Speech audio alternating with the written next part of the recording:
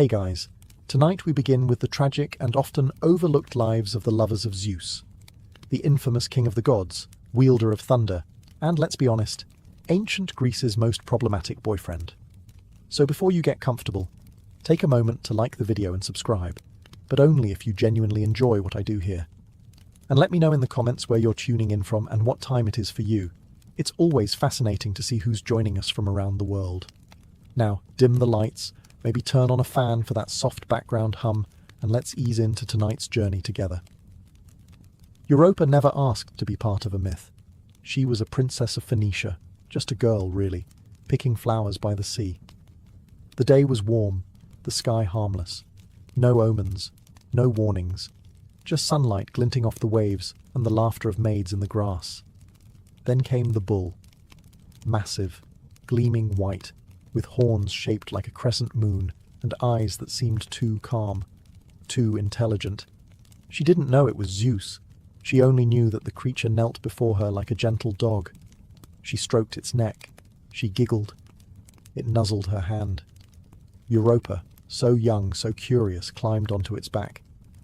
And the bull ran, not just through the meadow, but into the ocean, into the salt and the foam and the endless blue. Her laughter turned to screams. The shore vanished. No one could reach her. No one even knew where she went. She held tight to its neck as waves rose and the sea widened like a closing mouth. When they landed on Crete, it was too late.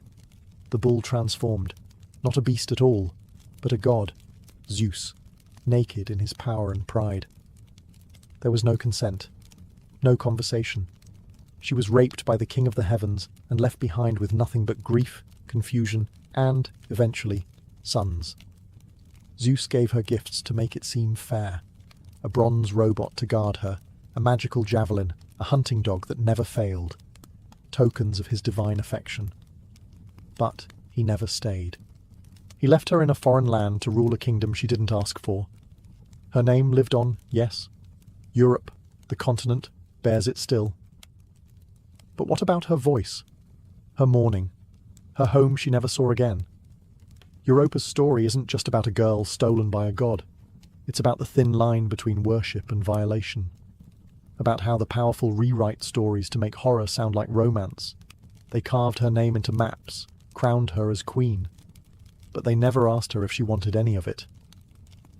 Europa disappeared into legend. But she was once a daughter, a sister, a child by the sea, and she never went home. Leda was not a girl in a meadow. She was a queen, a woman of power, grace, and poise, married to King Tyndareus of Sparta. Her life was structured, ceremonial, dignified.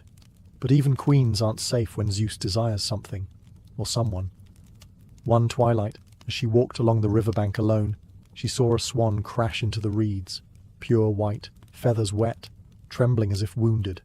It looked helpless, pursued by an eagle. Instinctively, Leda reached for it.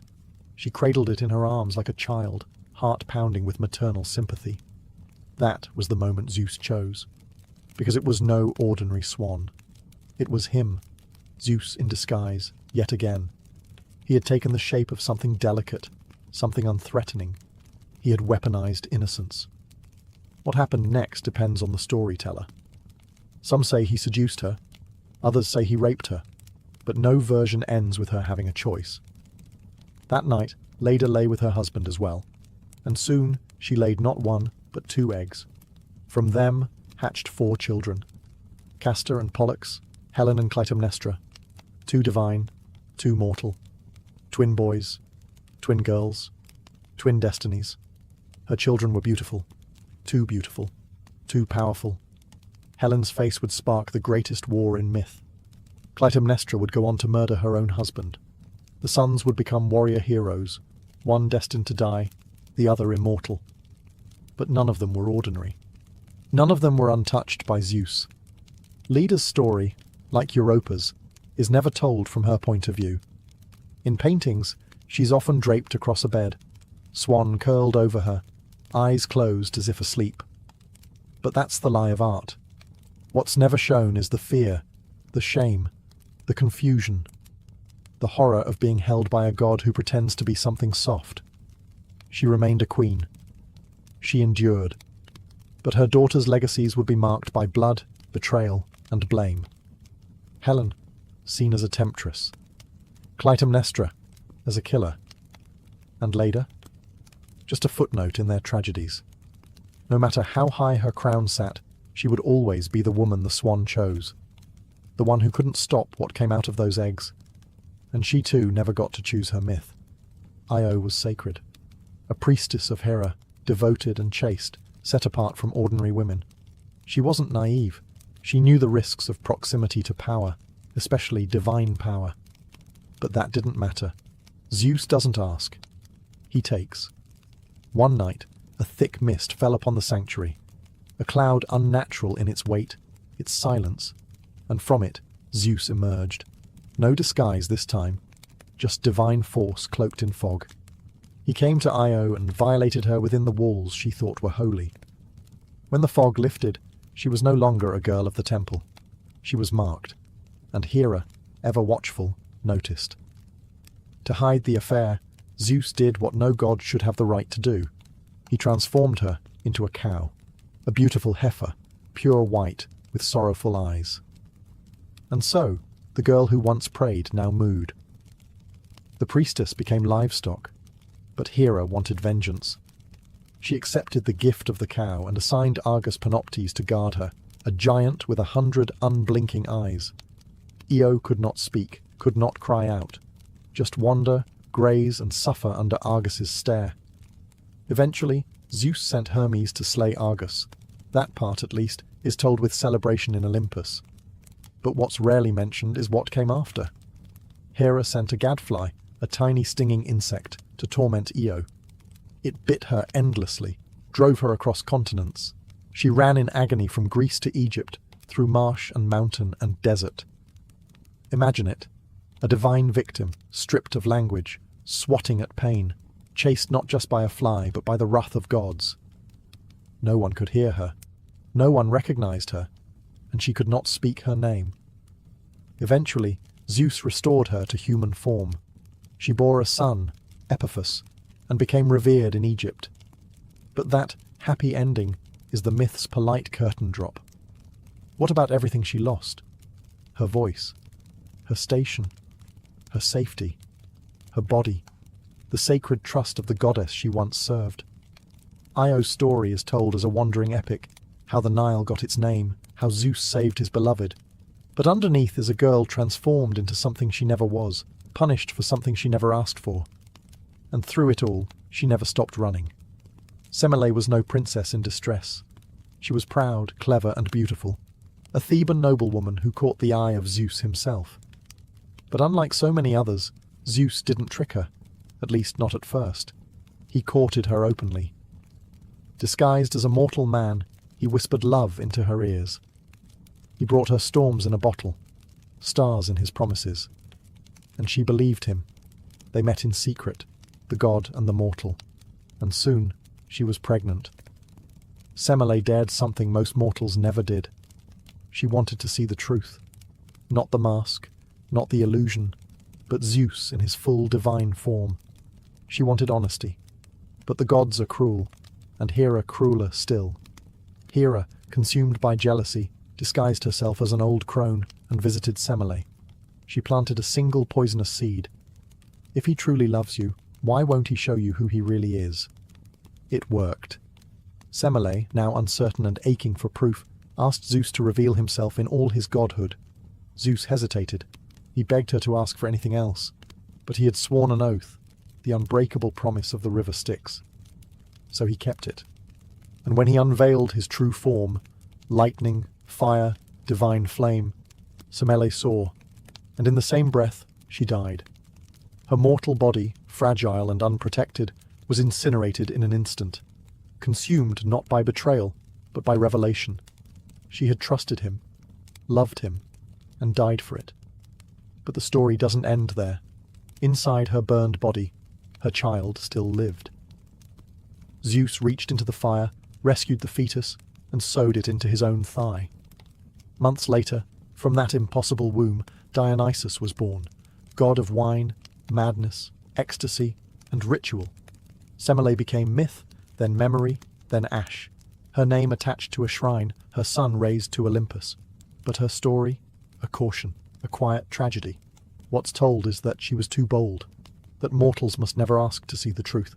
But what she really did was ask to be loved honestly, to be seen by the one who claimed to adore her. And for that, she was destroyed. Love, when tangled with power, burns. And Semele never had a chance to survive the fire. Callisto was wild. Not untamed like a beast, but free like wind. One of Artemis's most loyal companions, a sworn virgin huntress who traded palace life for forest trails, arrows, and sisterhood. She didn't wear gowns or weave tapestries. She chased stags and howled at the moon. But even sacred oaths meant nothing to Zeus. He saw her in the woods, grimy, fierce, laughing, utterly alive, and decided he must have her. But how to approach a woman who served the goddess of chastity? He didn't come as himself. That would be too honest. Instead, he came in the most perverse disguise of all. He took the form of Artemis. Callisto saw her goddess step through the trees, trusted the familiar face. And when she reached out in reverence, it wasn't Artemis who touched her, it was Zeus. Some versions say she fought, some say she froze, but no version says she consented. Afterward, Callisto kept the secret. She buried the shame. Months passed, her belly swelled. Her sisters noticed first, then Artemis herself. And the judgment came swift and cruel. Artemis, cold as stone, expelled her, cast her out like a traitor, not a victim. Callisto was banished from the only life she had ever chosen, her oath shattered by a lie she couldn't explain. She gave birth alone to a son, Arcas. No husband, no support, only silence. And then, as if exile weren't enough, Hera added another punishment. She transformed Callisto into a bear, a mother, a woman, now a beast. Years later, her son, now grown, a hunter, stumbled upon the bear in the woods. He raised his spear. He did not know. How could he? And just as he would have struck, Zeus intervened. Not to apologize, not to make amends, but to avoid another tragedy. He hurled them both into the heavens, where Callisto became Ursa Major, the great bear, and her son, Ursa Minor. Some call it an honor, to live in the stars. But it wasn't mercy. It was avoidance. Callisto never regained her form.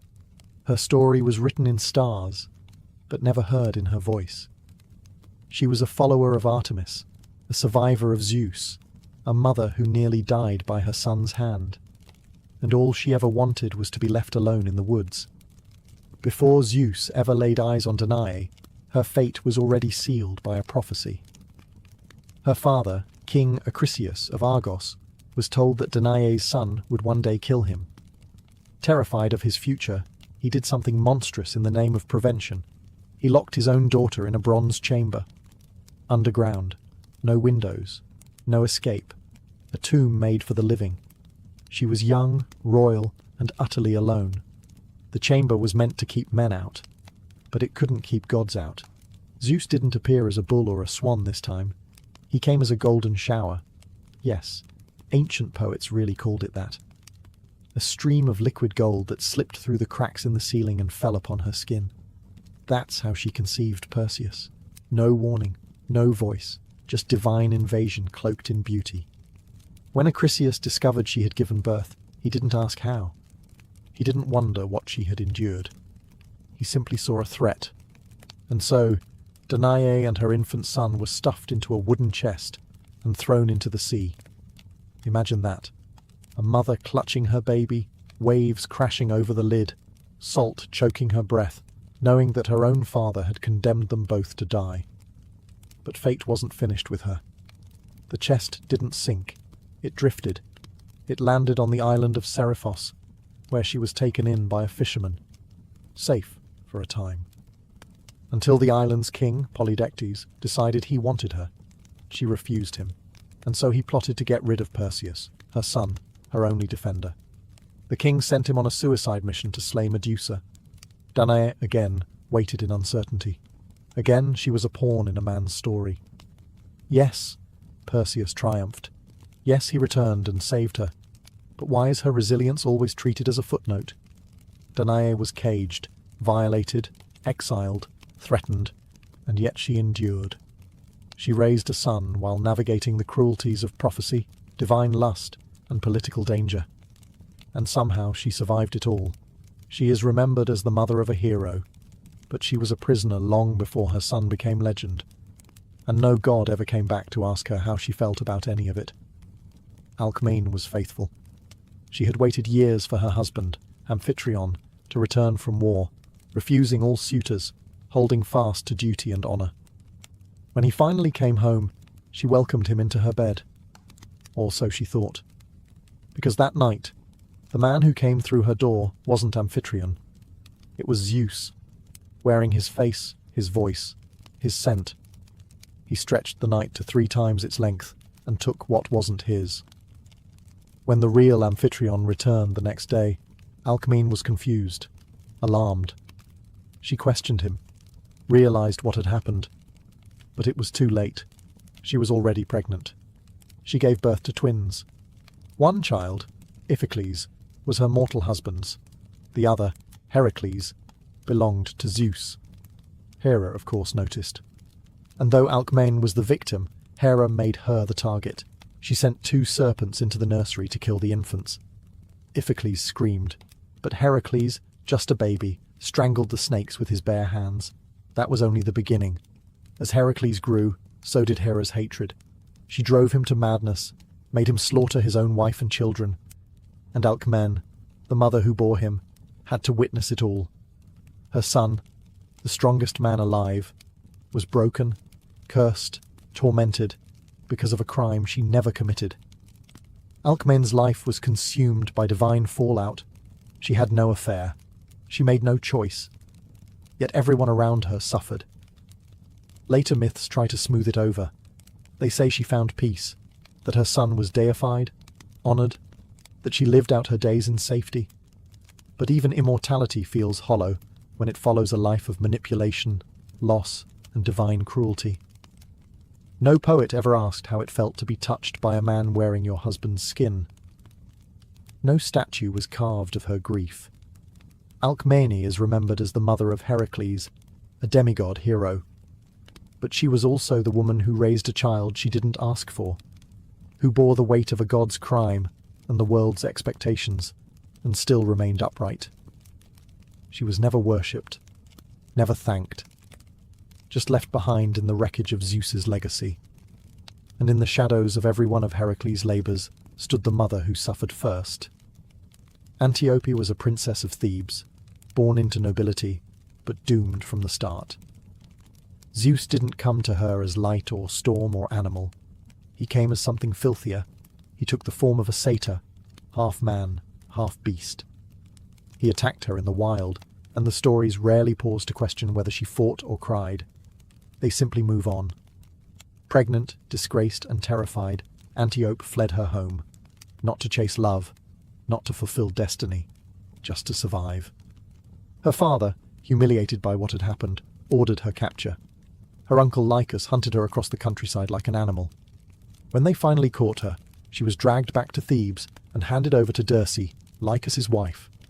And then the true torment began. Dirce didn't just punish Antiope. She humiliated her, enslaved her, bound her in chains. Day after day, year after year, Antiope was beaten, mocked, made to kneel, all while carrying the twin sons born from Zeus, Amphion and Zethus. But Zeus didn't intervene. He never does after the act is done. Instead, the twins were abandoned at birth, raised by shepherds in the wilderness. Antiope was left behind, alone, imprisoned and broken. Her sons grew into strong, intelligent men, unaware of who they truly were. When they finally learned of their mother's suffering, the rage came fast. Amphion and Zethus stormed Thebes, overthrew Lycus, and exacted brutal revenge. Dirce was tied to a bull and torn apart. It's told as justice, a blood-for-blood ending. But what about Antiope? She was free. But what does freedom mean after years of torture? After your body has been made a battleground for divine violence and human cruelty? No myth lingers on her healing. No bard sings of her recovery. Her story ends the moment her sons triumph, as if her value was only in birthing them, not surviving what came before. Antiope was chaste, imprisoned, and hurt for choices she never made. She didn't ask to be loved by a god. She didn't ask to be hated by a queen. She just ran, through forests, through pain, through shame, and never stopped running until her son stopped it for her. And even then, no one asked her how far she'd come. Aegena's story begins like so many others, with desire from above and no warning. She was a nymph, daughter of the river god Asopus, born near the waters that should have protected her. But nothing ever protected a woman once Zeus noticed her. He abducted her. Some myths say he carried her off in the form of an eagle. Others say he simply snatched her from the riverbank and flew across the sky, taking her to a desolate island where no one could hear her scream. There, in isolation and silence, he had his way with her. The island became hers in name. Aegina. As if naming it after her made the assault noble. As if being claimed by Zeus gave her power. It didn't. It just made her a symbol of another place shaped by divine conquest. She gave birth to Aeacus, a future king. But Hera, ever watchful, discovered what had happened. And as always, she didn't punish Zeus. She punished the woman he used. This time, Hera's wrath wasn't directed at Aegena's body, but at the land itself. She unleashed a plague. People dropped in the streets. Fields turned barren. The entire island, now bearing Aegena's name, became a graveyard. And Aegina, surrounded by death, could only watch. She had no divine power to stop it, no magic to reverse it. Just a mother with a child, trapped on a cursed rock. Zeus, perhaps moved by her sorrow, or more likely wanting to salvage his legacy, transformed ants into people. Yes, ants.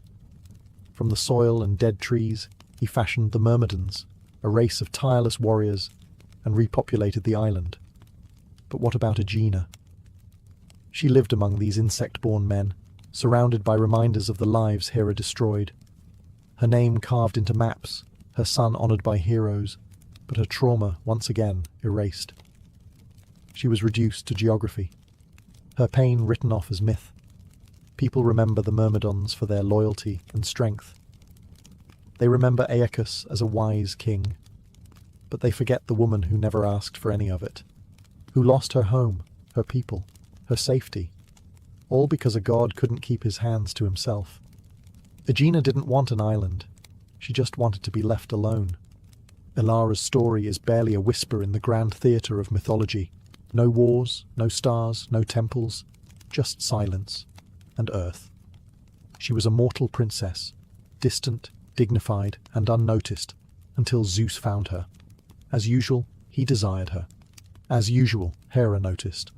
But this time, Zeus didn't seduce or disguise. He hid. He feared Hera's wrath so much that he buried Ilara deep beneath the earth. Literally. Not in metaphor, not in poetry. He placed her in a secret cavern beneath the ground so Hera wouldn't see what he was doing. There, in complete darkness, isolated from air and sky, Ilara carried his child. What must that have been like? No sun, no voice, no help.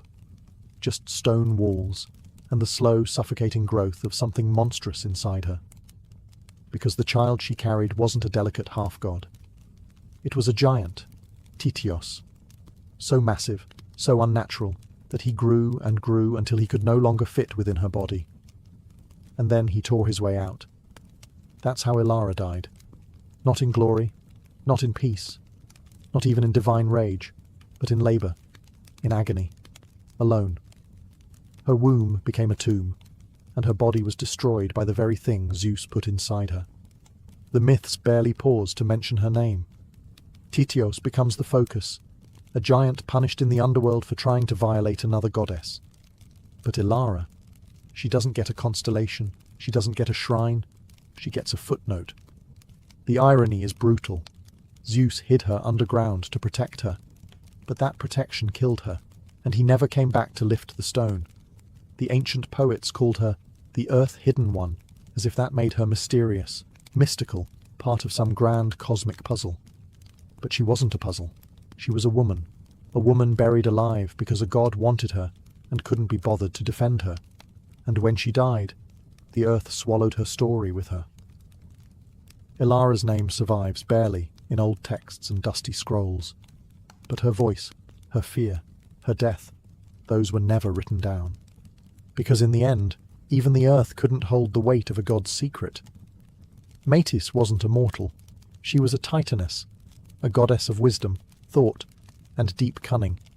Unlike many of Zeus's lovers, she wasn't caught off guard in a meadow or a bedchamber. She was his equal, his advisor, his first wife. She didn't fall for his power. She guided it. She helped him win the Titanomachy, the war against the old gods. She was clever, careful, and essential. And when he wanted her, she became his partner. But power never tolerates competition for long. Metis became pregnant. And that's when the prophecy arrived. Your child will surpass you. A daughter first, then a son who will overthrow you. Zeus heard the words and, true to form, panicked. But he didn't rage or run. He played it calm. Then, one day, as Metis stood beside him, perhaps even comforting him, he tricked her into transforming into a small creature, a drop of water, a wisp of air, and he swallowed her. Just like that. His wife, his counselor, the mother of his unborn child. Gone. But Metis didn't die. She remained alive inside him, thinking, watching, pregnant. She crafted armor for her unborn daughter in the depths of his body, and the hammering echoed in his skull. The pain grew unbearable. One day, unable to endure it, Zeus begged Hephaestus to split his head open with an axe, and from the wound sprang Athena, fully grown, armored, brilliant, a goddess born not of pain, but through it, born from a womb made of fear. The world praised Zeus for birthing wisdom itself, for carrying the goddess of war and strategy in his mind. They called it a miracle. But no one asked where Metis went. She didn't emerge. She wasn't thanked. She was forgotten. The woman who helped shape the cosmos was erased by the very god she built up. Her daughter was honored, revered, but she remained imprisoned forever in his gut, a ghost beneath Olympus. Metis represents the final cruelty. Even when a woman is divine, intelligent, powerful, even when she consents, creates, and contributes, she is still disposable. She was the mind behind the throne, and she was swallowed to protect it. Long before he could speak, before he could even cry, Oedipus was cursed. His life began with a whisper from the gods, spoken not in love, but in warning. The oracle of Delphi, with smoke in her lungs and madness in her eyes, told King Laius of Thebes a prophecy so unnatural, so vile, it struck terror straight through his bones. Your son will kill you, and marry your wife. Laius went pale. Jocasta, his queen, fell silent. Their unborn child was no longer a blessing. He was a threat, a walking omen. And when the baby was born, healthy and pink and blinking at the ceiling of the royal nursery, no one celebrated. Laius made a decision. He pierced the baby's ankles and tied them together with leather, crippling him, marking him, making it harder for the gods to guide him. Then he gave the infant to a servant and commanded him to leave the child to die in the wilderness. No name, no cradle, no goodbyes. But the servant, perhaps moved by pity or fear, couldn't go through with it. He handed the baby off to a shepherd from Corinth, a man who worked the hills, not the palace. That shepherd, in turn, brought the boy to the king and queen of Corinth, Polybus and Merope, who had no children of their own. They named him Oedipus, swollen foot, a name that would echo his twisted fate. They raised him as their own, never telling him he had been adopted. He grew up loved, respected, cherished, a prince with a future carved in gold. But deep beneath his skin, the prophecy stirred. A curse cannot be silenced by silence. Oedipus didn't know the truth of his birth, but the world did, the gods did, and they would not be ignored. His life would not be his own. Not for long. This was no fairy tale. There would be no escape from the words spoken in Delphi. Only the illusion of safety, until truth, like fate, found its way home. And so, the boy who should have died on a mountain was now sleeping beneath Corinthian silk, unaware that he had already taken his first step toward his father's grave and his mother's bed. Oedipus was raised in luxury, but luxury never silences doubt. He grew up in the palace of Corinth, surrounded by tutors, servants, and silk-draped corridors. King Polybus and Queen Merope treated him as their son, and Oedipus believed them, until someone laughed a little too loudly at a banquet. "You're not really their child," a drunk noble scoffed. It was just a careless insult. But it clung to Oedipus's mind like smoke to fabric. He asked Polybus. He asked Merope. They denied it, of course, swore he was theirs, hugged him a little too tightly, smiled a little too long. But the doubt didn't die, and so he went to Delphi. Not for riches, not for glory, for the truth. The oracle didn't answer the question he asked. Instead, she gave him a prophecy of her own. "You will kill your father. You will marry your mother." Oedipus staggered from the temple in horror. Kill Polybus, marry Merope, the parents who raised him. Never. He wouldn't let it happen. He wouldn't go home. He would walk the earth instead. That was the first mistake. In trying to outrun the prophecy, he stepped straight into its path. He left Corinth, turning his back on the only family he'd ever known. He walked dusty roads, past shrines and crossroads, carrying nothing but fear in his chest and a vow on his lips. I will never fulfill that prophecy.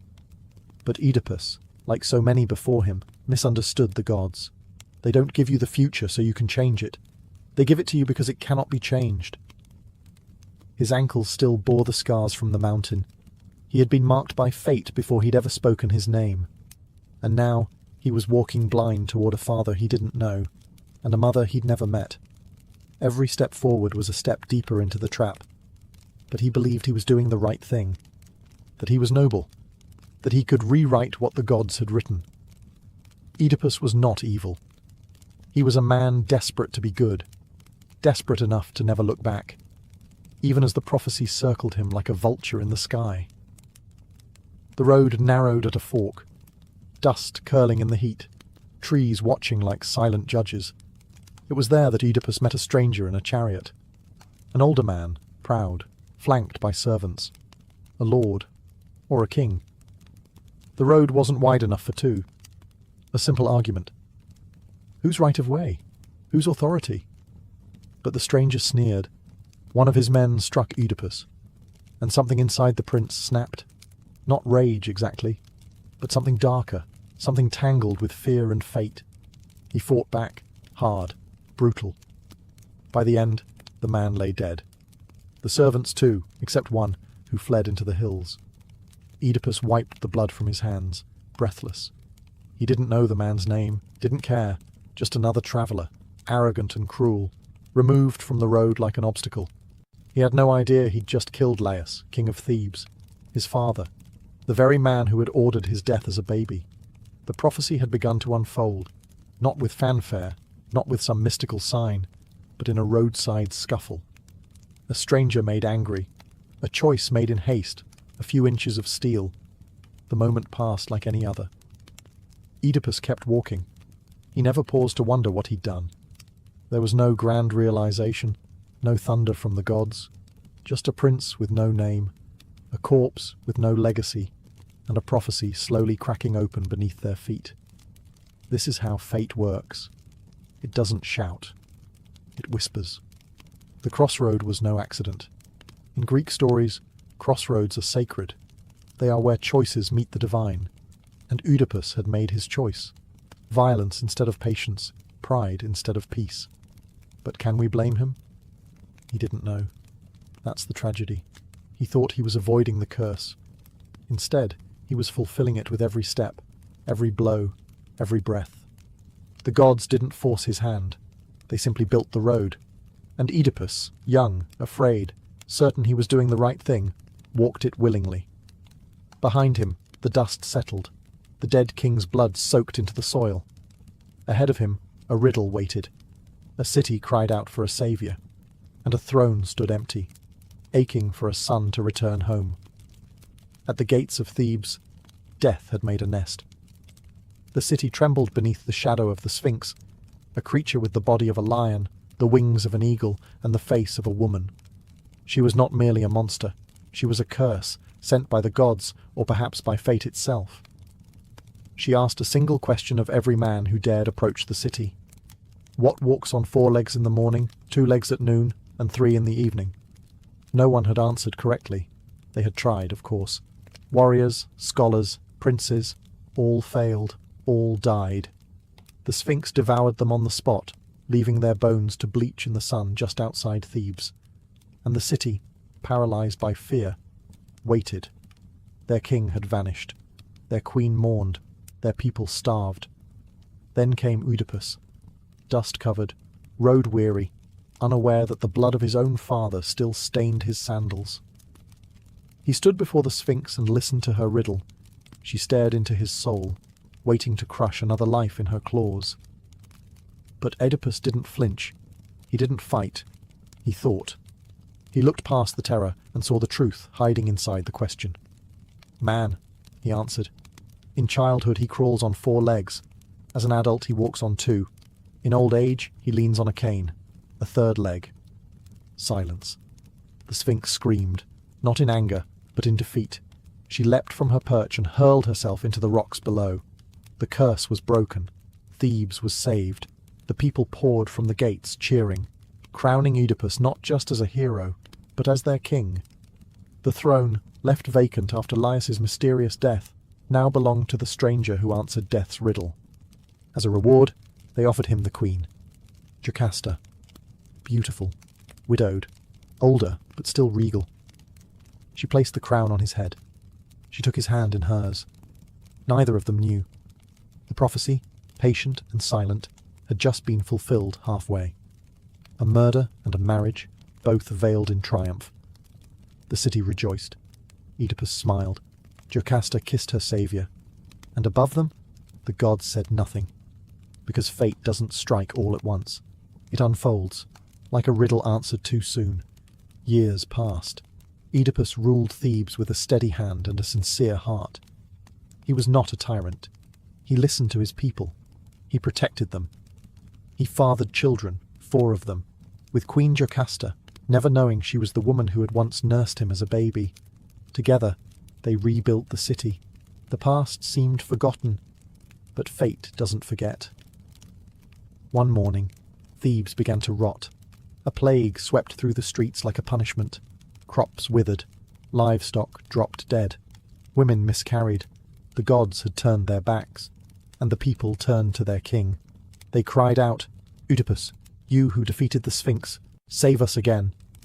And he tried. He sent messengers to the oracle at Delphi to ask why the gods were punishing them. The answer returned like a blade. The land is polluted. The killer of King Laius lives unpunished in Thebes. Find him. Exile him. Only then will the curse be lifted. Oedipus stood before his people and made a vow. He swore to hunt down the murderer, to bring justice, to rid the city of its stain. He did not flinch. He did not suspect. He believed the killer was someone else, some stranger, hiding in plain sight. A traitor, a coward, someone else. Oedipus became obsessed. Every whisper became a clue. Every silence became suspicious. He interrogated witnesses, called upon prophets, ordered investigations, and with every step he moved closer to the truth. But the truth was patient. It watched as he tangled himself in his own certainty. He thought he was healing his people, that he was cleansing the land, that he was standing tall as a just king. But in trying to root out the infection, he was digging into his own soul. The gods did not scream. They didn't strike lightning. They simply waited for Oedipus to uncover what they already knew. He was both the disease and the doctor. The king he vowed to avenge was the father he had killed. The queen he kissed goodnight was the mother who had birthed him. But he didn't see it yet. Not then. Not as the city choked on ash and prayers, while their king marched toward his own unravelling. When answers slip through mortal hands, kings turn to those who hear the gods. Oedipus summoned Tiresias, the blind prophet of Thebes, the man whose visions reached beyond time, whose blindness saw more than any set of eyes. If anyone could solve the mystery of Laius's murder, it was him. But Tiresias did not want to speak. He stood silent in the royal hall, lips pressed shut like a tombstone. The air trembled with tension. "Speak," Oedipus commanded. "For the sake of the city, tell me who killed Laius." Tiresias shifted, uncomfortable. "You don't want the truth." "I do. You can't bear it." That's when Oedipus made his second great mistake. He pushed too hard. He accused Tiresias of betrayal, of lies, of conspiracy. Perhaps the prophet himself had helped the killer escape. His anger burned so bright it blinded him more than any curse. So Tiresias finally spoke. "You are the killer you seek." The words landed like thunder. The court froze. Oedipus laughed, bitter, stunned. "Me? I didn't even know Laius. I was nowhere near Thebes when he died." But Tiresias didn't blink. "You were closer than you think. You are your father's killer, and your mother's husband." Silence. Jocasta paled. Oedipus roared in denial. He called the prophet mad, a fraud, a puppet of political enemies. But the seed had been planted, and seeds, even of prophecy, always grow. Tiresias left without another word. He didn't need to explain. His part in the story was done. He had struck the first crack in the wall of Oedipus's certainty. The king stood among nobles and whispers, swearing he was innocent, swearing he was loyal, swearing this was madness. But doubt, once born, doesn't die easily. And somewhere in the back of Oedipus's mind, the voice of the oracle stirred again. "You will kill your father. You will marry your mother." He had tried so hard to escape that future. Now, the past was clawing its way back through the walls. The plague still ravaged the streets. The gods still turned away. And the man who once solved riddles now found himself living inside one, piece by horrifying piece. Jocasta watched her husband unravel. At first, she dismissed the prophecy. With a gentle smile and careful hands, she tried to soothe Oedipus's growing fear. "Prophecies mean nothing," she told him. "We once received one too, long ago, that our son would kill his father. But we handled it." She looked away when she said that. Her voice caught just briefly. "We abandoned him, left him on a mountainside as a baby. That child is long dead." Oedipus went still. A child, left to die, ankles pierced. He felt something ancient stir in his bones, pain in his feet he'd long since learned to ignore. He asked questions, too many, pressed her for details. What mountain? What servant? When? Jocasta begged him to stop. "Why dig up the past?" she whispered. "You've saved Thebes. You are a good king, a good man. Let this rest." But Oedipus couldn't rest. The prophecy pressed against his ribs like a blade. Tiresias had planted doubt. Jocasta's story watered it. And now it bloomed into obsession. He sent for the old servant, the one who had taken the baby from the palace that day, the one who might still know the truth. Jocasta begged again. "Let the past lie. I love you. We have children. What does it matter who you were?" But for Oedipus, identity wasn't a comfort. It was a curse waiting to be understood. He believed that if he could uncover the truth, he could outmaneuver it, rewrite it, solve it, like he had the Sphinx's riddle. He didn't understand that this was no riddle with a clean answer. This was prophecy, and prophecy always demands a price. Jocasta saw where this was heading, her face once regal, now drawn with dread. She had lived with the edges of the truth for years, perhaps even guessed it, but she had chosen to bury it, chosen silence over collapse. Now Oedipus was pulling the bones from the ground. And for the first time, the queen who had welcomed him into her bed was looking at him like a stranger. "You are doomed," she whispered, tears spilling. "And if you go any further, so am I." But Oedipus couldn't stop, because once you start chasing truth in a Greek tragedy, you don't get to stop until it devours you. The old man stood before Oedipus trembling, not from age, but from memory. He had served King Laius long ago, had held the infant prince in his arms. had pierced the baby's feet himself, wincing as the soft flesh split, as the blood ran down the child's legs. He had tied the ankles, left the boy for dead on the slopes of Mount Cithaeron. But he hadn't killed him. Another shepherd had taken the baby. That shepherd, Oedipus now knew, had brought the child to Corinth, to King Polybus and Queen Merope. Oedipus felt the floor tilt beneath him. "Say it," he whispered. The old man wept. "That child was you." Every breath in the room stopped. Oedipus, king of Thebes, solver of riddles, beloved husband and father, was the child who was supposed to die. The boy who grew up far from Thebes, unaware of his bloodline, had walked back into it like a moth toward flame. He had killed Laius. At the crossroads, he had married Jocasta, his mother. He had fathered children, who were now both his sons and his brothers, his daughters and his sisters. The truth hit like thunder. He had spent his life running from the prophecy, shaping himself into the kind of man who could defeat fate with will and reason. And yet, every step had led him deeper into the exact future he feared. Oedipus did not scream. He did not deny. He simply stood there, silent, as if time had frozen around him. His whole identity, prince, outcast, savior, king, crumbled in a single breath. He was the plague. The city had not been cursed by the gods. It had been cursed by him. Every prayer, every funeral, every sick child gasping for air was a consequence of one man's fate colliding with a city's need. He had vowed to find Laius's killer and exile him. Now the killer stood alone, and he knew what he had to do. But first, he had to face her. The woman who had kissed him, crowned him, bore his children. The woman who had once held him as a newborn. The mother he had made his queen. Jocasta didn't wait to hear the servant speak. She had seen it in Oedipus's face. She had seen it forming in his words, in the shape of his questions, in the unbearable precision of his doubt. The truth had crept through the palace like smoke. She had fought it for years, burying it beneath ceremony, motherhood, and silence. But now it stood naked before her. Oedipus was her son, her child, the infant she had surrendered to death out of fear, out of loyalty to a prophecy she had once believed too cruel to be real. And now that prophecy had not only come true, it had dressed itself in love, in wedding robes, in children with her eyes and his smile. She turned from him before the servant could speak. Her hands shook, her breath caught. The palace corridors twisted around her. She didn't scream.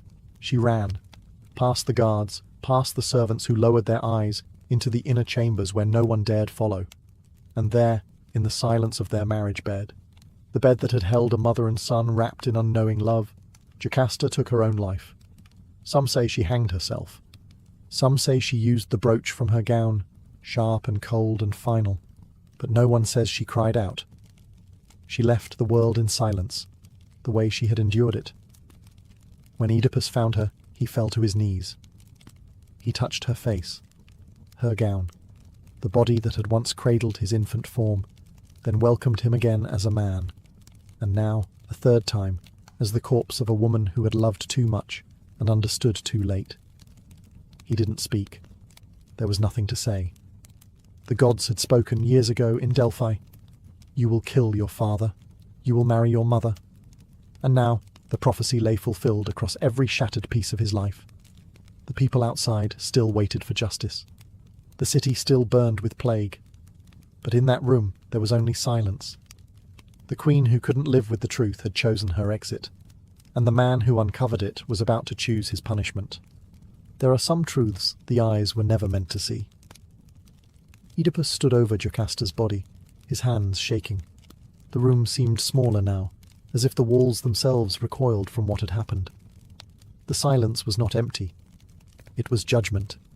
The gods had spoken through prophecy. He had walked every cursed word of it. But prophecy never tells you what to do afterward. He could have fled, could have thrown himself from the palace walls, could have begged the gods for mercy. Instead, he reached for Jocasta's brooch. The sharp pin glinted in the dim light. He held it for a moment, then, without hesitation, plunged it into his eyes. Once, twice, again. each stab a cry to the heavens, each puncture a scream without words. Blood poured down his face as light fled his world forever. Why blindness? Because the eyes had betrayed him, because they saw love where there was incest, justice where there was murder, salvation where there was ruin. The eyes had seen everything and understood nothing. So he destroyed them. The man who once solved riddles with clarity of mind and sharpness of vision would now wander in darkness, stripped of every illusion. He emerged from the palace, a horror to behold, his robes soaked in blood, his face scarred and dripping red tears, his hands outstretched like a beggar. The people gasped, covered their mouths, turned away, but he did not hide. "This is justice," he said. The man who had promised to exile Laius's killer now understood the cost. "I am that man," he told them. "Drive me out, cast me from the city, let Thebes breathe again." No one moved at first, not even Creon, Jocasta's brother, who now stood quietly at the palace steps. Oedipus, their saviour-turned-scourge, was no longer king, no longer family, just a man with a broken past and no future. He asked for exile. He begged for it. He pleaded not to see his children again, the children who were also his siblings. The gods were silent. But Thebes listened, and the king who once stood tall at the gates, who answered riddles, slew monsters and ruled with pride, now limped into darkness, not because he couldn't see, but because now, finally, he truly understood. Oedipus left Thebes not as a king, but as a shadow of one. Blind, barefoot, wrapped in rags, he wandered the earth with only a staff and his daughter Antigone to guide him. She was still a child, yet already burdened with the weight of her father's sins he never meant to commit. The world looked different now, not because he couldn't see it, but because he finally could. People whispered his name in fear. Some drove him away from their gates. Others offered pity, but never comfort. He was no longer the man who had saved Thebes. He was the man who brought the gods' rage upon it. But Oedipus never asked for sympathy. Only silence. Only distance. He passed through cities and forests, past shrines and graves, never resting long. In his blindness, he spoke more gently, thought more deeply. He had lived as a prince, a saviour, a king, a monster. Now, he lived as a question. Was he guilty? Was he cursed? Or was he simply human? The gods had said what would happen, but they never said how he should feel about it. They gave him a script, but not a conscience. Years passed. His beard grew long. His voice became gravel. Antigone stood taller, always at his side. She loved him not because he was innocent, but because he was hers. And finally, they arrived at Colonus, a grove sacred to the Furies near Athens. There, Oedipus stopped walking. He sat beneath the trees, breathed the sacred air, and whispered to the earth, "I am ready." Some say the gods forgave him. Others say the earth swallowed him whole. That thunder cracked, and he vanished between the roots, leaving no body behind. Just legend. He did not die as a king. He did not die as a monster. He died as a man who carried his own curse. A man who could not change the prophecy, but tried. A man who walked into darkness, and in doing so, found a kind of light. Oedipus's story isn't just a tragedy. It's a warning. That knowing the truth does not always bring peace. That fate once named cannot be outrun. And that sometimes the most heroic thing a man can do is face himself.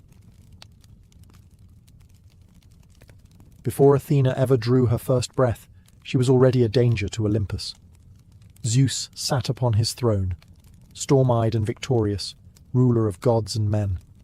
He had overthrown Cronus, his own father, ending the age of the Titans. But deep in his bones, Zeus feared one truth. The throne he stole could be stolen from him. And then came the prophecy. It was not shouted by oracles or carved in lightning.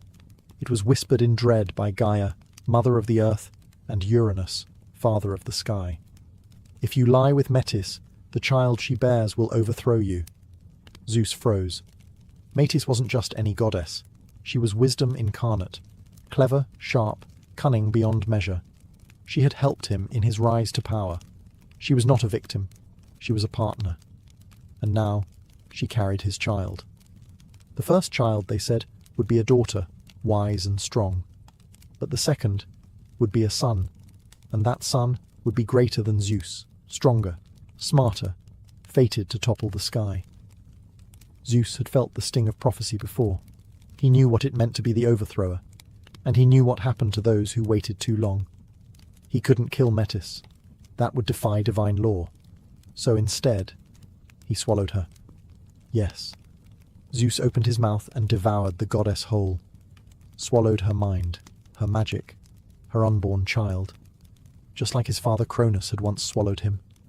But Zeus didn't digest her. Metis didn't vanish. She lived inside him, thinking, whispering, creating. The wisdom he consumed didn't dissolve. It waited. And so, Zeus walked Olympus with calm eyes and a storm beneath his skin. He thought he had ended the prophecy, controlled fate, outwitted destiny. But gods should know better. Inside the god of thunder, a goddess was growing, not in darkness, but in brilliance, not in fear, but in armor. She would not be born in blood. She would be born in defiance. Athena, the daughter of wisdom and power, was coming, and even Zeus, king of the sky, would not be able to contain her for long. Zeus believed he had ended the threat. He walked the halls of Olympus as if the prophecy had died with the swallowing of Metis. Thunder cracked at his will. The other gods bowed low. No one questioned the king who had consumed his own fear. But fear doesn't digest. Inside Zeus, Metis lived, not as a ghost or regret, but as thought still forming. She spoke to him in dreams, murmurs in his chest, ideas he couldn't explain, strategies that arrived unbidden. Her mind became his, but not entirely. And inside that divine mind, something extraordinary was happening. A child was growing, not in a womb, but in a skull. This child wasn't weak. She didn't kick softly or squirm. She forged armor in the folds of her father's brain, forged a spear from thought, a helmet from resolve. As she grew, the sound of hammering echoed inside Zeus's head. Day and night the pounding worsened. He couldn't sleep, couldn't eat. His headaches grew unbearable, like storms crashing behind his eyes. He pressed his palms to his temples and roared across Olympus.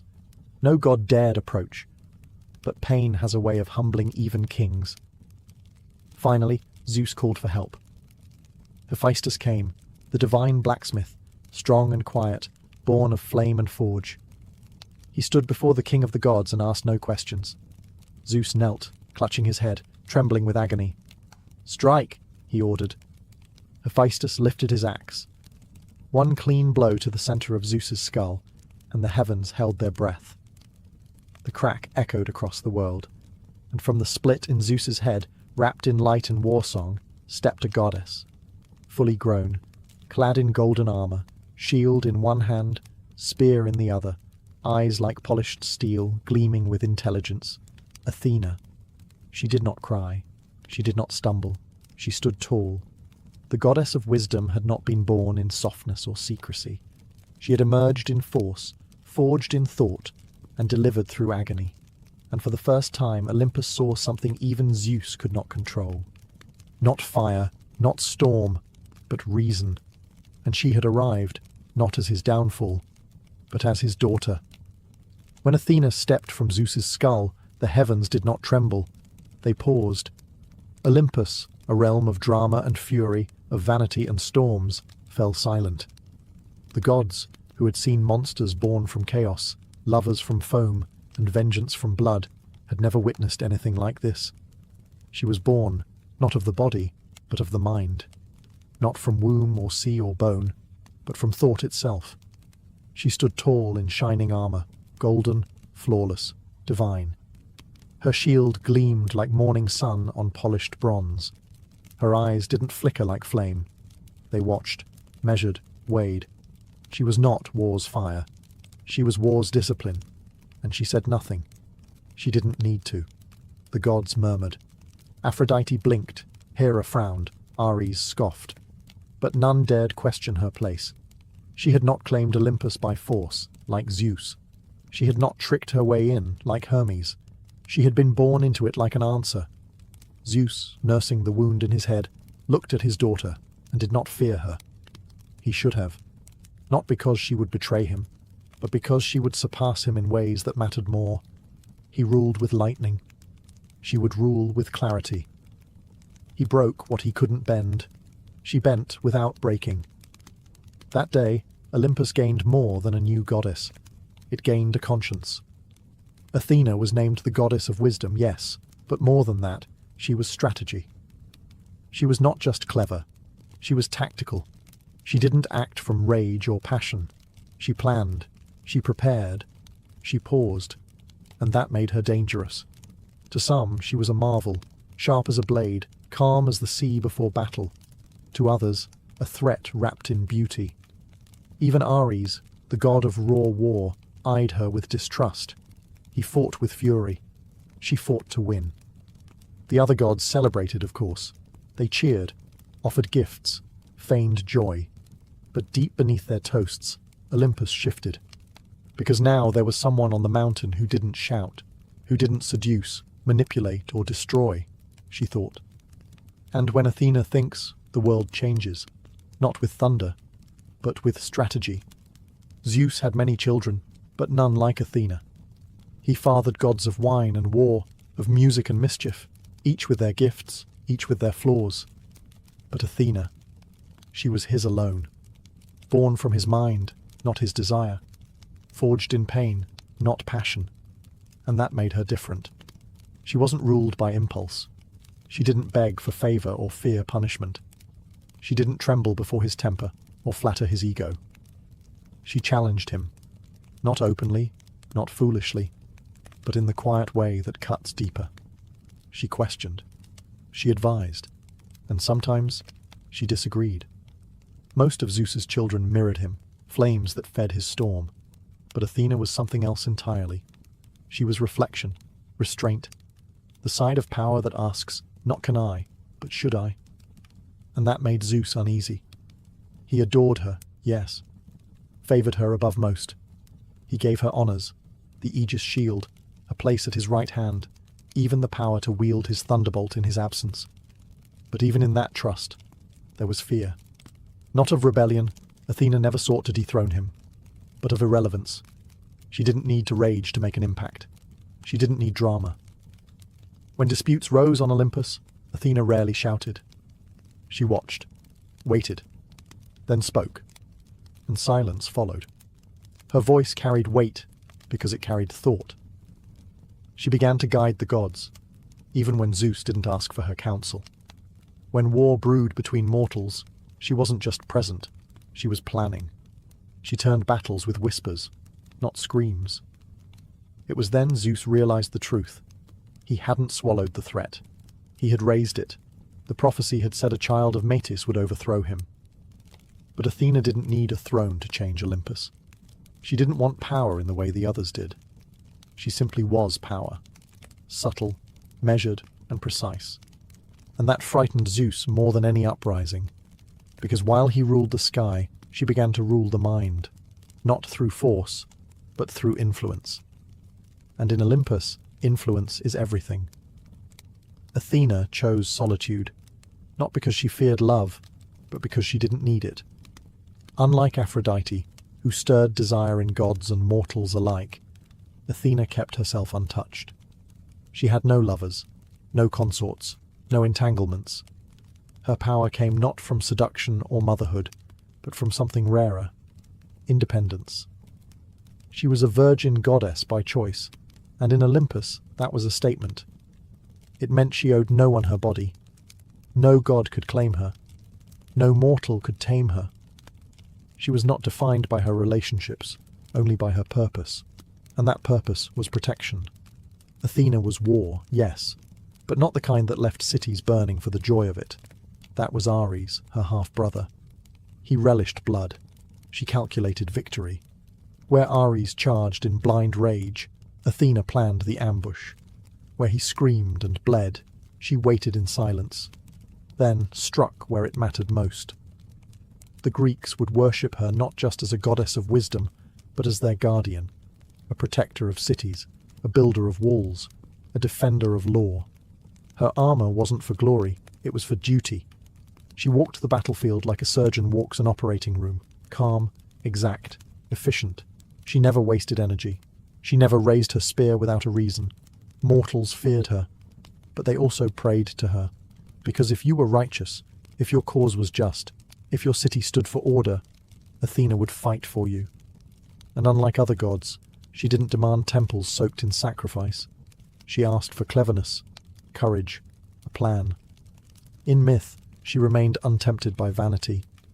When a sculptor dared to carve her form too beautifully, she destroyed his work, not out of rage, but to remind the world, I am not here to be admired.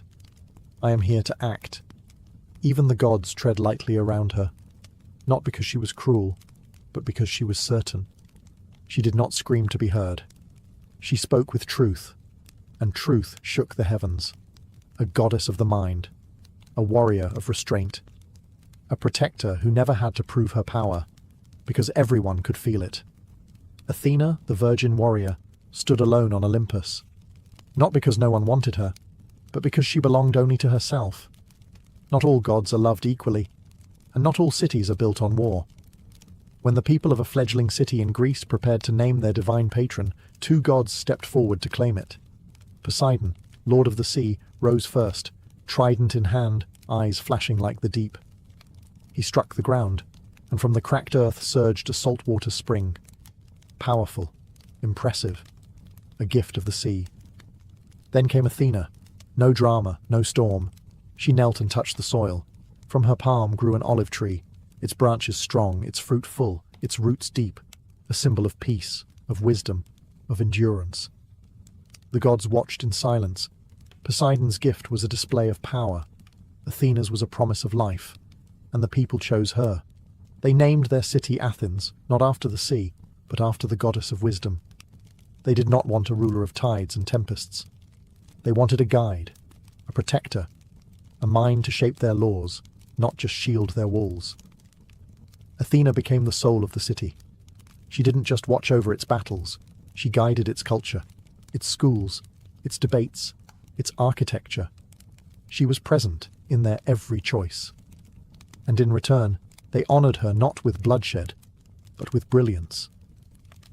The Parthenon rose in her name, a temple of marble and symmetry, built with such grace that even the gods admired it. Inside stood her statue, not soft or smiling, but poised and ready, spear in hand, shield at her side, wisdom behind her eyes. She wasn't their queen, she was their example. The Athenians didn't worship her for her wrath. They worshipped her for her restraint. They saw in her the kind of power that listens before it strikes, the kind that defends, but never dominates, the kind that builds, teaches, and lasts. And so, while many gods ruled from above, Athena walked among minds. She became the heartbeat of a civilization that would outlive empires, a city born not from conquest, but from a tree. A goddess chosen not for fear, but for hope. And that choice would echo through history. Because Athena didn't just win a city, she inspired one. In the quiet town of Lydia lived a girl whose hands danced with thread. Her name was Arachne. She wasn't noble. She wasn't divine. She was a mortal girl with a loom and a gift so breathtaking it drew whispers from far and wide. Her tapestries shimmered with colour, with life. Gods and mortals alike stood still before her work, and that eventually became the problem. Pride crept in, quiet, tempting, as it always does. Arachne began to say it aloud. My work is better than Athena's. Some warned her, others begged her to stop. But Arachne smiled and kept weaving. Up on Olympus, Athena heard. The words stung, not because they questioned her power, but because they insulted her purpose. Athena wasn't just the goddess of wisdom and war. She was the goddess of crafts, of skill, of the silent art that shapes civilizations. And Arachne, this girl with no temple or title, dared to call herself her equal. So Athena came down. She disguised herself as an old woman and warned Arachne directly. "Humble yourself. Give thanks. Say that your gift was from the gods." But Arachne didn't bow. She met the goddess's eyes and said, "If she thinks she's better, let her prove it." Athena dropped her disguise and accepted the challenge. 2 looms, 2 hands, 1 contest. They wove side by side, the air thick with silence. Athena's tapestry showed the glory of Olympus, Zeus ruling, Poseidon roaring, herself standing proud in victory, each thread perfect, each image divine. Arachne's showed the truth. Zeus deceiving women, Apollo chasing nymphs, the gods cruel, jealous, petty. And it was flawless, not a single error. Even Athena, in her divine heart, knew the girl had woven perfection. But truth can wound deeper than insult.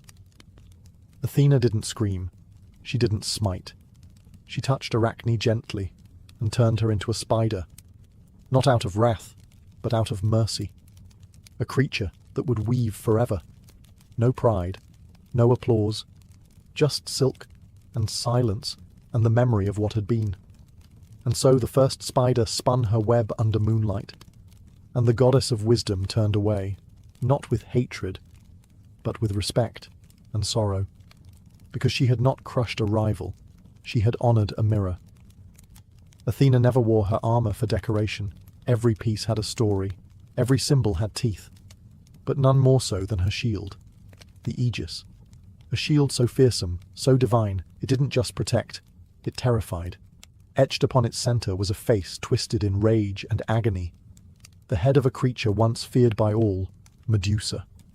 But how did a Gorgon's face come to rest in the hands of a goddess? Long before it became a weapon, it was a tragedy. Medusa had once been beautiful, a mortal priestess in Athena's temple, with hair like woven night and a face that turned heads. But beauty is dangerous in the world of gods, and Poseidon, lord of the sea, took her by force, in Athena's temple. It was a violation of sanctuary, a desecration, and Athena, furious, not at Poseidon but at the shame left behind, transformed Medusa. She turned her into a Gorgon, hair into serpents, eyes into weapons, a face that turned all who looked upon it into stone. And then, years later, a hero came. Perseus, young and brash, was sent to slay Medusa, but he could not do it alone. Athena gave him her shield, polished to a mirror's shine, so he would not have to look at Medusa directly. She guided his strike, watched as the blade severed the head, and when it was done, she took the Gorgon's face for herself. Why? Was it revenge? Was it cruelty? Or was it something else?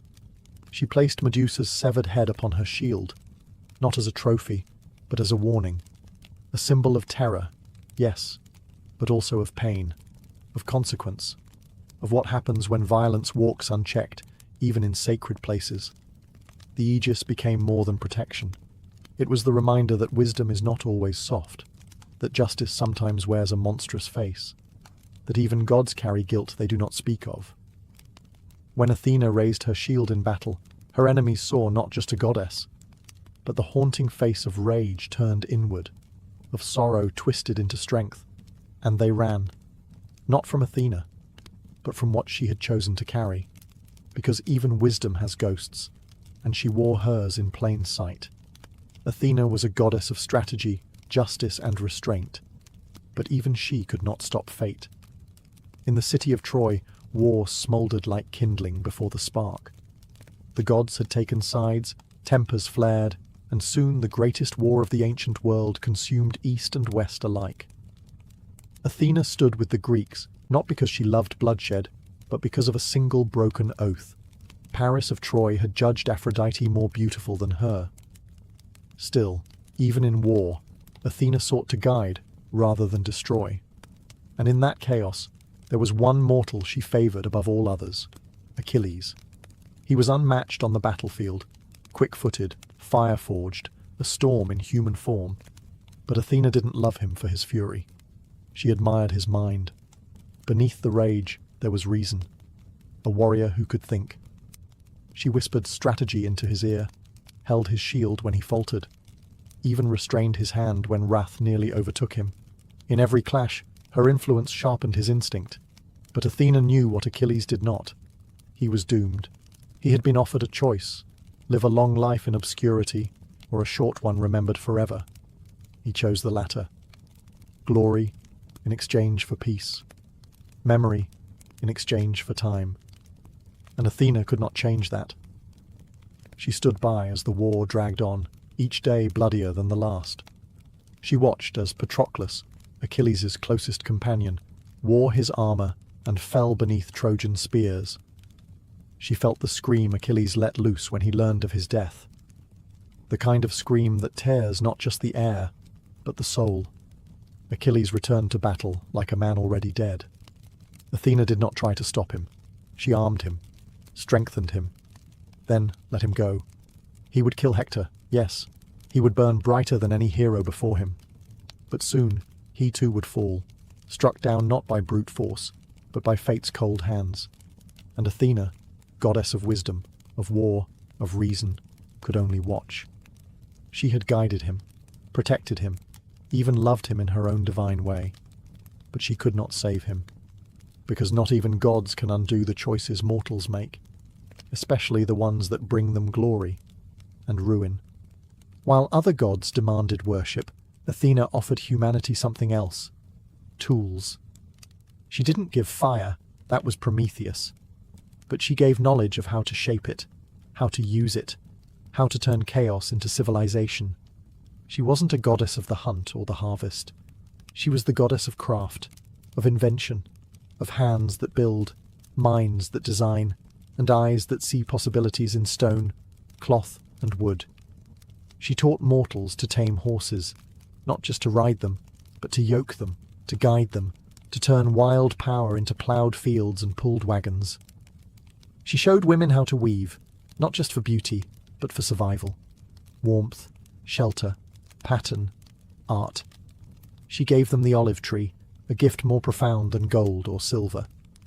It bore fruit to eat, oil to cook and anoint, wood to carve and burn. A tree that asked for patience and returned it 100-fold. While other gods gave weapons, Athena gave instruction. Where Ares screamed into war, she built city walls, designed battlements, taught generals how to think before striking. She didn't end conflict, no god could, but she taught mortals to wage it intelligently, with purpose. To the Greeks, she was more than divine. She was practical. A goddess who didn't float above their lives, but walked among their choices, whispered into the ears of blacksmiths, guided the hands of architects, shaped not just their faith, but their future.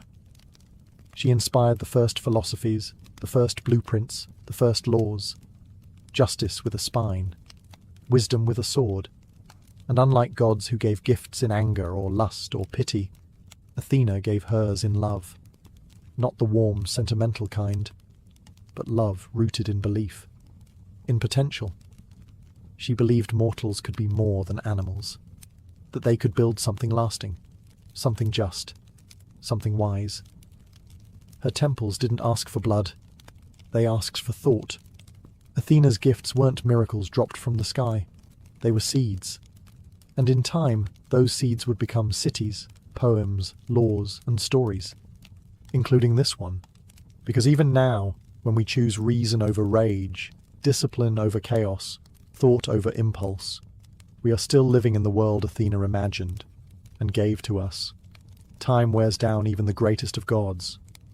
Olympus, once the center of the world, faded. Temples crumbled, statues weathered in the wind, new empires rose, new names were spoken in prayer, and yet Athena remained, not in marble, not in myth, in mind. While other gods became legends of passion, thunder, or jealousy, Athena became something else, an ideal, a symbol not of what we are, but of what we strive to be. Justice without cruelty, power without corruption, intelligence without arrogance. She never ruled mortals by fear.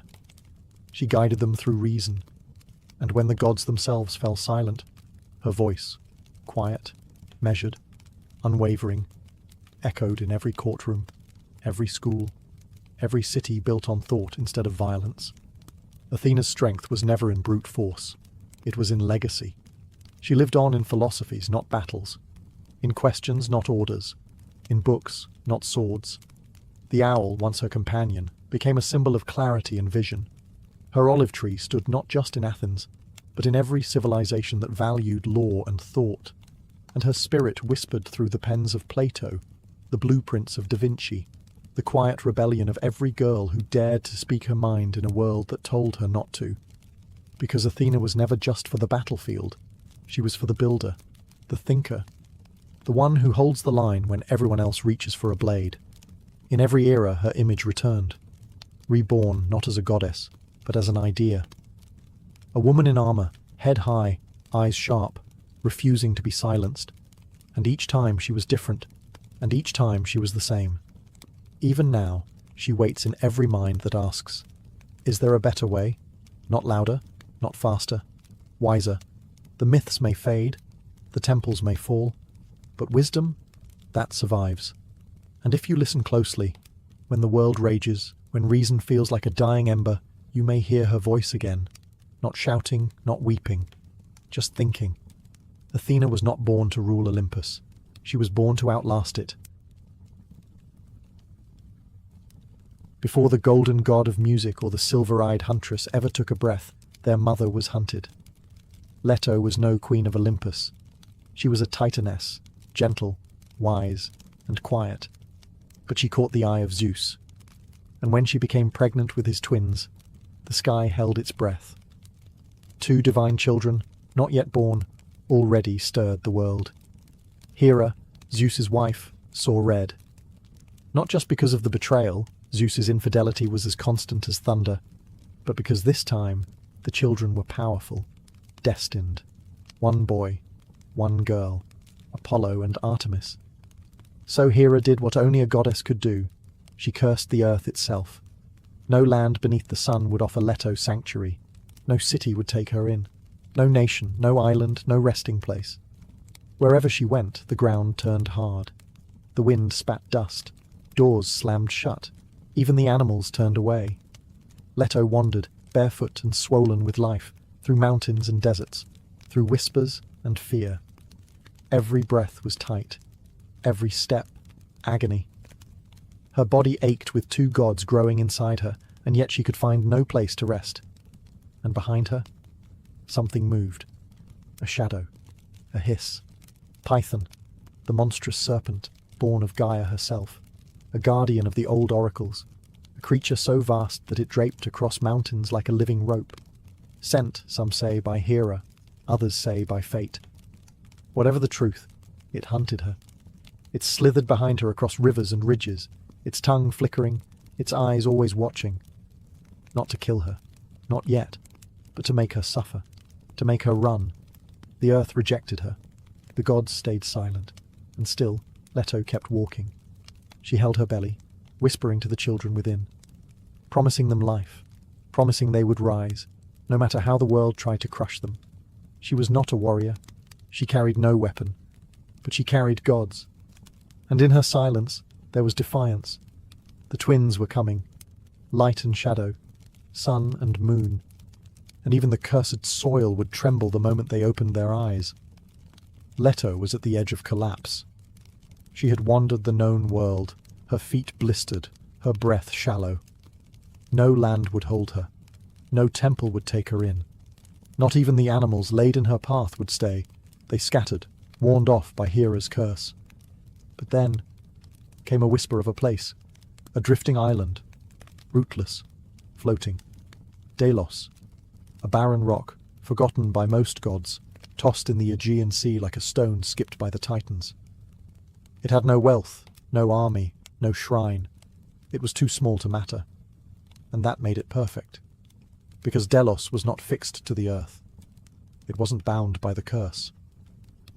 Leto arrived under a pale sky, her knees buckling. She collapsed on its stony surface and clutched her belly.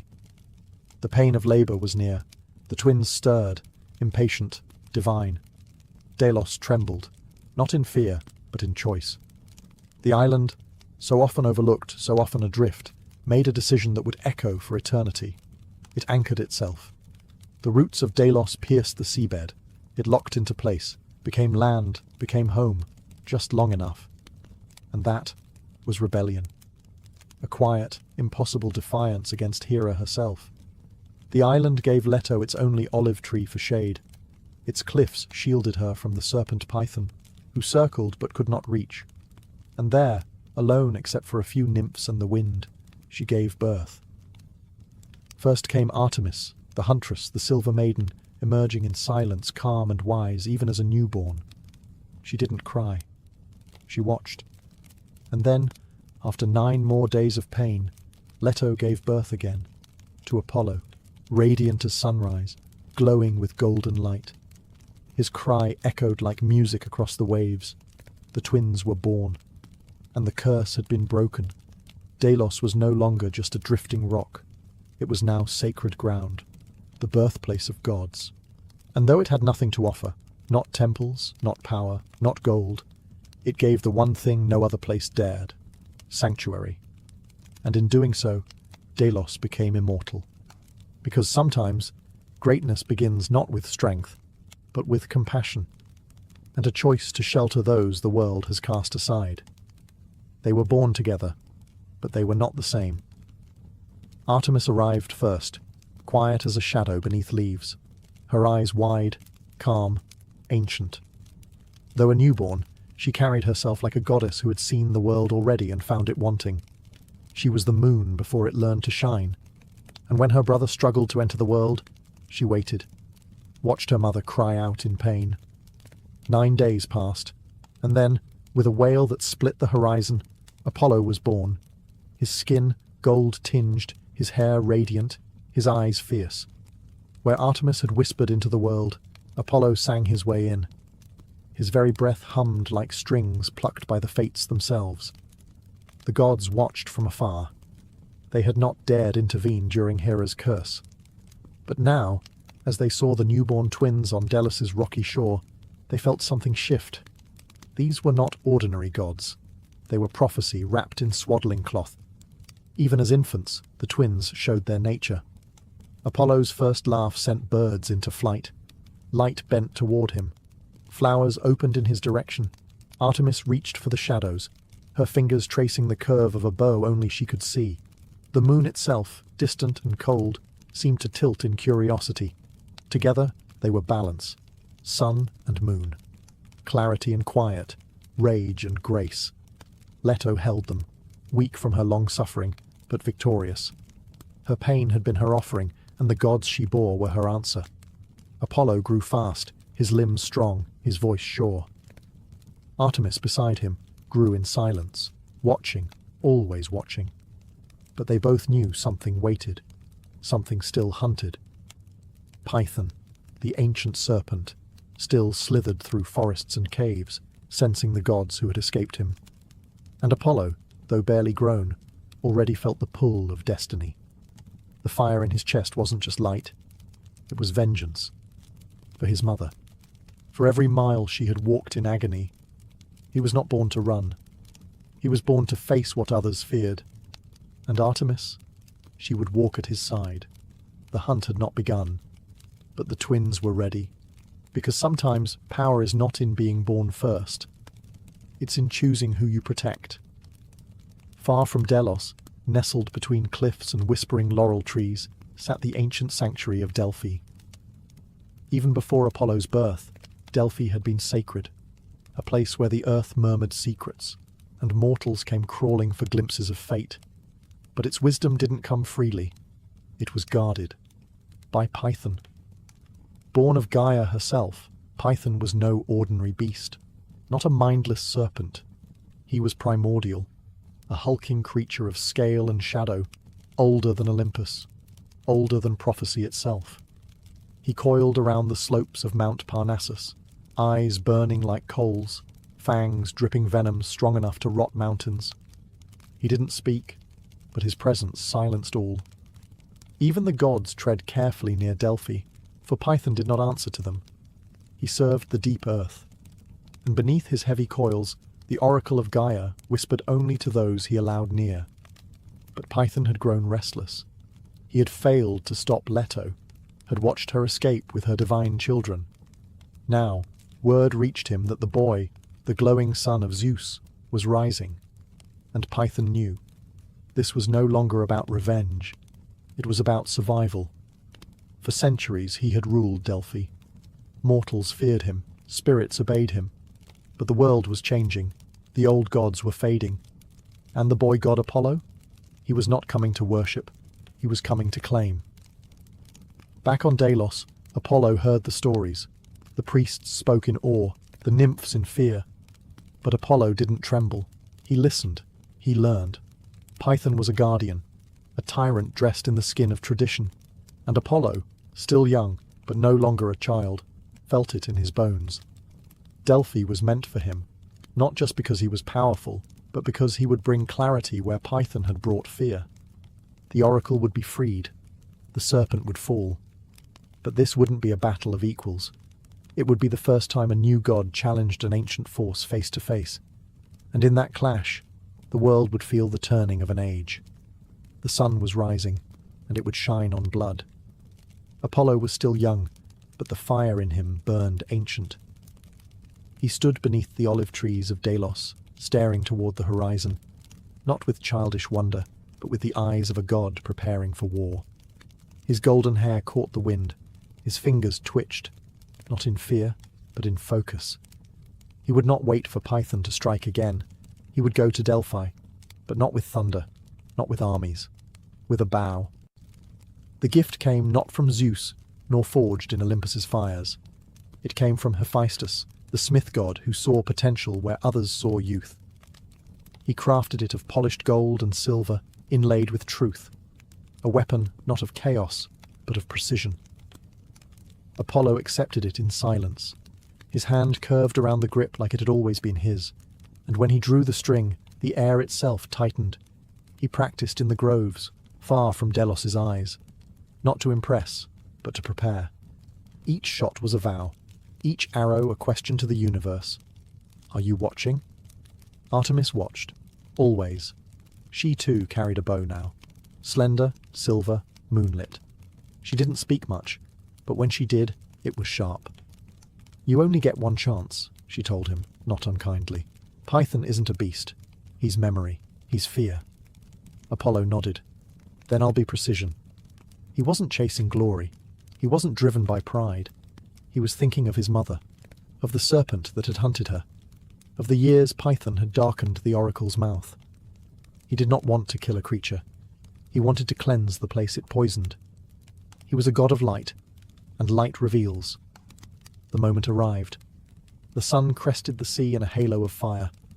Apollo stood at the shore, bow in hand, quiver across his back. Not armoured, not crowned, just steady. Delos held its breath. Artemis reached out once, brushing his shoulder, not to stop him, but to let him know she would remain. He set out alone, to Delphi, to the mountain, to the coils of fate wrapped in shadow and venom.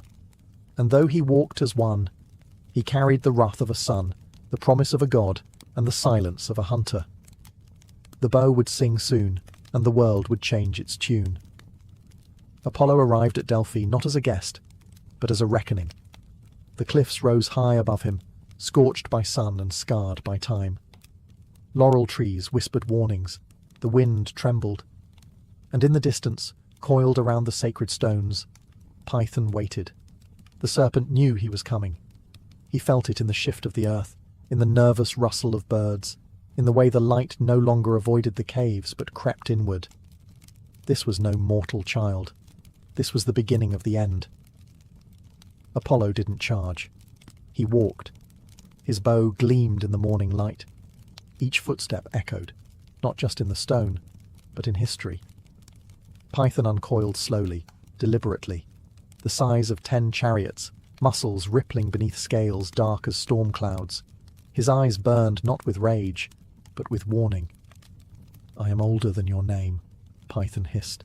"I have coiled around this earth since it breathed." Apollo raised the bow. "I'm not here for your age," he said, calm and unshaken. "I'm here for your shadow." The first arrow loosed was light itself. It struck Python's flank with a flash, burning through scale and hide. The serpent screamed, a sound that shook valleys and startled clouds. But Python was not so easily undone. He struck back, snapping trees, shattering boulders, venom hissing through the air. The ground quaked beneath his fury, but Apollo was faster.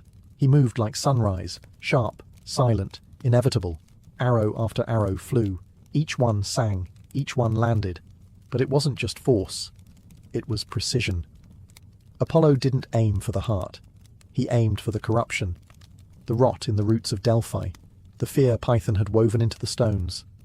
Python lunged, fangs bared wide, but Apollo leapt, spun, and loosed a final arrow through the serpent's open mouth. Silence. Then the mountain exhaled. Python collapsed, coils folding in upon themselves, his shadow peeling back from the land like night before dawn. And with that, Delphi was free. The oracle stirred. The wind lightened. The laurel trees lifted their leaves to the sun. Apollo lowered his bow, not in triumph, but in understanding. He hadn't just killed a monster. He had cleared the path for truth to speak again. And the world would never forget his name. Delphi was quiet after the serpent fell. The cave still echoed with Python's last breath. The rocks, once slick with venom, now shimmered with dew. The very earth beneath the temple stones felt lighter, as if some ancient weight had finally lifted. But the most profound change wasn't in the silence. It was in the voice that followed. Deep within the sacred chamber, where shadows had long ruled, the oracle stirred. Not the old voice of Gaia, not the cryptic whispers twisted by fear, but something new, clearer, warmer, a thread of fire wrapped in thought. Apollo had claimed Delphi, but he didn't seize it with chains or walls. He didn't sit on a throne or demand worship.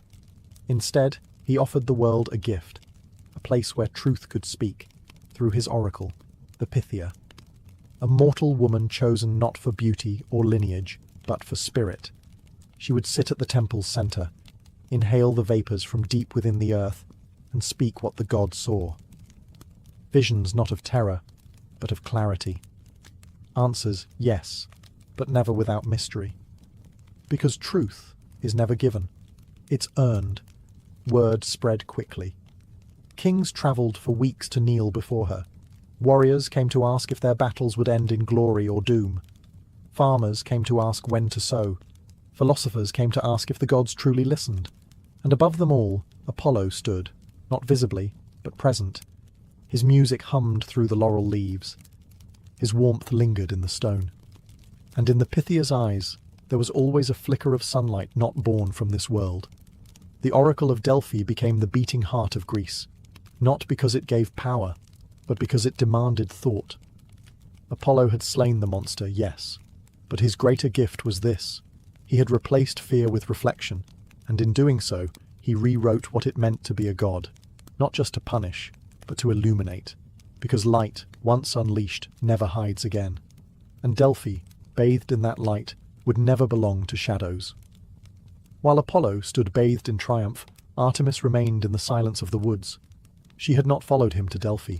She had not loosed arrows at Python. That battle was his destiny, his reckoning, and she honoured it by staying where she was strongest, in the wild. But she felt it. The moment the final arrow struck, the moment the oracle opened its eyes, the moment the serpent's shadow shriveled beneath her brother's light.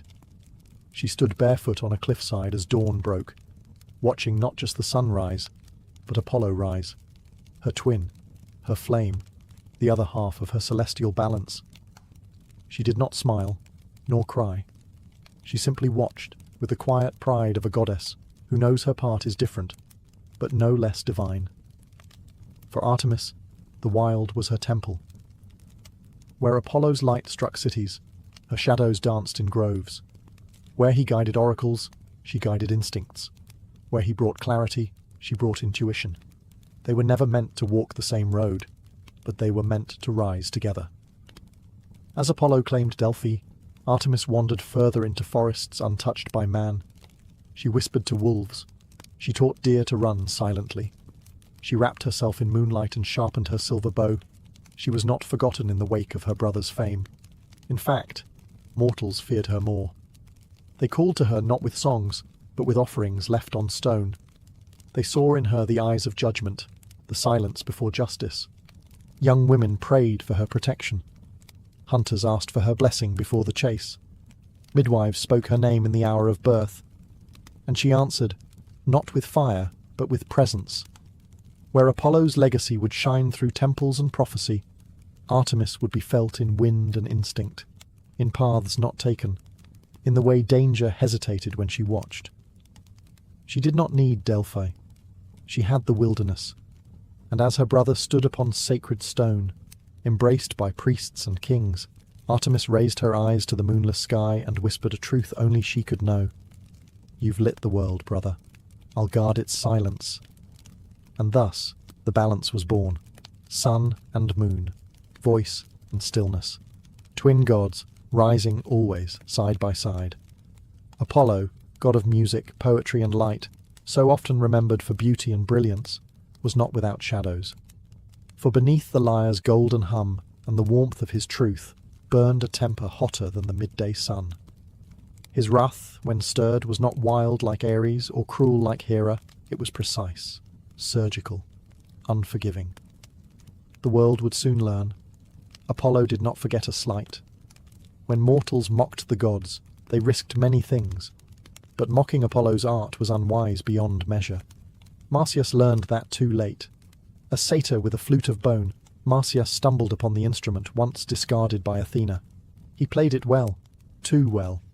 So well, in fact, that he dared challenge Apollo, the god of music, to a contest. A mortal, a goat-legged trickster, daring to duel with a god. Apollo accepted. In the contest, Marsyas played first, wild and full of soul. The forest bent toward the notes. Birds paused mid-flight. Even the stones seemed to sway. Then Apollo played. The sound was like light itself, clear, blinding, divine. But he didn't stop there. He flipped his lyre, played it upside down, and sang while strumming. Then he looked at Marsyas. "Can you do both?" he asked. Marsyas could not, and Apollo did not forgive. The god who had spared Python showed no such mercy here. He flayed the satyr alive, string by string, in a cave where the echoes still carry screams. The gods watched. Some turned away. Even Artemis the huntress frowned. But Apollo's face never changed. There was no pleasure in the punishment, only the cool certainty of justice as he saw it. Because while Apollo gave light to the world, he demanded respect in return. Delphi would be a place of truth, but also of discipline. Mortals came for wisdom, yes, but they left with warnings. Do not lie. Do not boast. Do not forget that beauty, when challenged, can burn. Apollo was the god of harmony, but disturbed that harmony, and he would become the storm. He wasn't cruel by nature, but he would never allow the world to forget that even the sun can scorch. Apollo could heal, but he could also destroy. And when mortals forgot this, he reminded them, not with fire, not with arrows, but with disease. The war at Troy had raged for years. Heroes clashed, gods took sides, and blood soaked the beaches like rain. But it wasn't swords or spears that brought the Greeks to their knees. It was Apollo's wrath. Agamemnon, the proud Greek king, had taken a captive, Chryseis, daughter of a priest who served Apollo. When her father begged for her return, offering gold and prayers, Agamemnon laughed and turned him away. That was his mistake. The priest lifted his hands to the sky. Apollo answered. He descended not in glory, but in silence, a god unseen but unmistakable. He walked the Greek camp as a shadow, his silver bow in hand, and with every pull of its string another soldier fell, not pierced by arrows, but struck by fever. Death came quietly, without fanfare. The dogs howled. The air thickened with the scent of rot. Day after day, warriors collapsed, too weak to lift their shields. Horses moaned. Fires burned untended. The army begged their seers for answers, and they all pointed to the same god, Apollo. the healer, the bright one, the protector of oracles and bringer of plagues. Agamemnon had insulted him, and now his men were paying the price. Only when the girl was returned, unharmed, unbought, did Apollo lift his hand. The sickness passed, but the memory did not. Because this was the truth of Apollo. He wasn't just light and harmony, he was balance. If mortals crossed the line, if justice was mocked, if sacred oaths were broken, he responded not in rage, but in correction. And unlike other gods, Apollo didn't scream. He acted, quiet, certain, devastating. The Greeks, afterward, continued to pray to him, for health, for music, for guidance, but always with a whisper of fear, because they knew now what few dared to speak aloud, that the god who cured the sick could also choose not to. And when the sun disappears behind a storm, it's not the dark that frightens you, it's knowing who put it there. The war ended, the temples aged, but the names Apollo and Artemis remained, etched not just in stone, but in the rhythm of life itself. For they were never meant to be gods who ruled by force. They guided. Artemis remained in the wilderness, untouched by palace or crown. Maidens whispered her name in moonlight. Hunters left tokens at the forest's edge. Mothers prayed to her in labor, begging for mercy or strength. She answered with silence, with instinct, with presence. She did not need temples. Her sanctuary was the wild. And Apollo, he became the golden thread in civilization's tapestry. His music shaped the lyre's first song. His voice spoke through the oracle at Delphi for 1,000 years. Poets, sculptors, doctors, lawmakers, each looked to him not for fire or miracles, but for clarity. He was not the god who forced your hand. He was the god who lit the path and left the choice to you. Together, the twins embodied balance. Where Apollo brought law, Artemis brought instinct. Where he revealed truth, she protected mystery. Where he warmed, she cooled. Where he stood in gold, she moved in silver. They never ruled Olympus, but they shaped it. More than that, they shaped mortals, because their power wasn't just in what they gave, but in what they withheld. Artemis never tamed the wild. She let it remain wild. Apollo never answered every prayer. He let mortals question. And through that, they created something rare among gods. Growth. They weren't just protectors. They were mirrors, reflecting back the best and worst in those who worshipped them.